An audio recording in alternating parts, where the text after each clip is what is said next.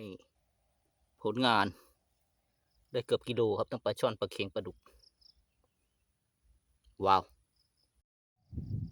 อ่ะปล่อยแล้วนะปล่อยแล้วนะปลามีความสุขกันนะเอาให้ชีวิตรอดนะฝนตกมาปลากันเอาชีวิตให้รอดนะเด้อ